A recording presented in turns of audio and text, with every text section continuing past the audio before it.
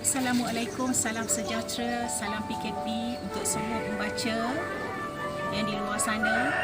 Salam Jom Membaca seluruh Malaysia pada hari ini. Sempena Jom Membaca pada hari ini, saya ingin berkongsi dengan semua pembaca di luar sana tentang buku yang saya suka dan selalu baca, iaitu buku kegemaran saya, Mengapa Allah Menjadikanku Miskin. Buku yang ditulis oleh Imam Muskin ini diterbitkan oleh Al-Hidayah House of Publishers Sdn Bhd pada tahun 2010.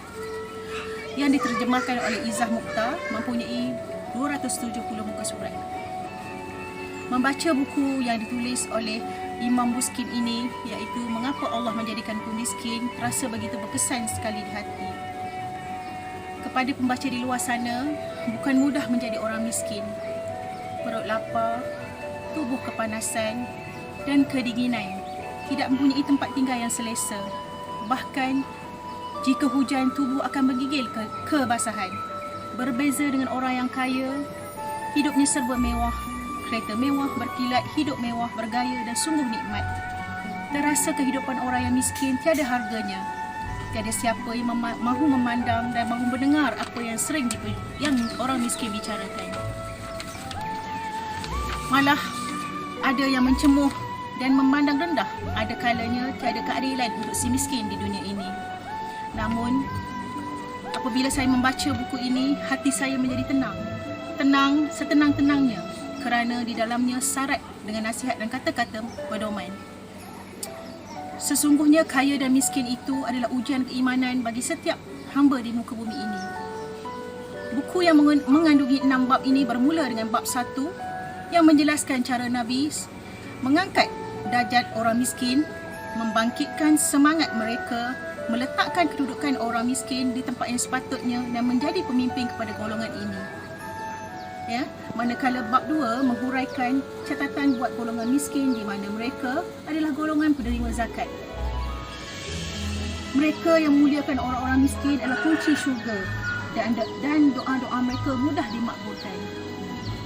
Selain daripada itu juga, buku ini menjelaskan beberapa keringanan yang diberikan oleh Allah kepada golongan miskin yang kelaparan.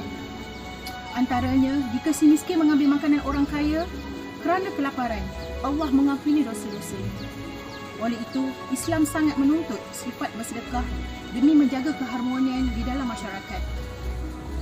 Selain sudut pandang ilmuwan dan tokoh agama, buku ini memberikan sudut pandang tokoh-tokoh tentang andaian segala keperluan asas perlu dipenuhi, iaitu teori hierarki keperluan dari Abraham H. Maslow, hikmah miskin dalam pandangan David Maxilan dan teori keperluan berprestasi ala surah.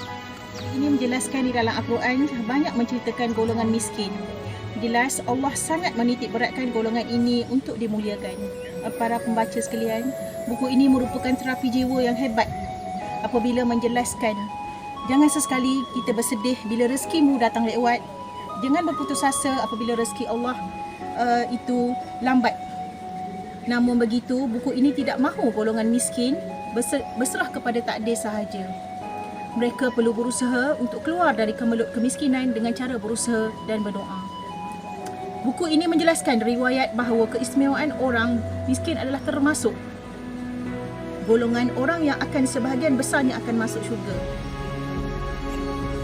Di dalam buku ini menjelaskan sabda Rasulullah SAW, segala sesuatu kuncinya dan kunci syurga ialah mencintai orang miskin. Di dalam buku ini juga mengandungi makna yang sangat luas. Antaranya, kita tidak mungkin masuk syurga jika kita membenci orang miskin. Para pembaca sekalian, gaya bahasa yang digunakan dalam buku ini mudah difahami walaupun laras bahasa agama. Tema yang dibawa diperkukuhkan lagi dengan petikan ayat dari Al-Quran dan hadis. Setiap persoalan diberi huraian yang cukup hebat. Buku ini menjelaskan dan memberi pedoman kepada umat manusia, jangan terlalu bersedih dengan kemiskinan. Apa yang penting, bersabar dan berusaha untuk keluar dari kemiskinan itu.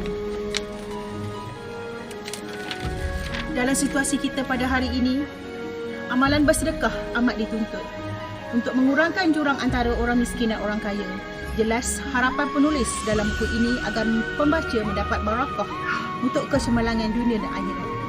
terakhir sekali, ternyata buku ini sangat berkesan kepada saya dan mungkin juga kepada pembaca yang lain. Gaya penulisan dengan kata-kata hikmah, pedoman, psikologi dan panduan-panduan yang sangat terkesan di hati. Ia memberi motivasi yang cukup hebat kepada golongan miskin dan memberi kesedaran yang cukup hebat kepada golongan berada. Sekian, terima kasih. Itulah tadi buku yang saya dapat kongsikan pada hari ini bersama pembaca di sana. Jangan lupa membaca buku Cerita Orang Pahang yang saya tulis, iaitu untuk mengenali warisan dan tradisi rakyat negeri Pahang. Sekian, terima kasih.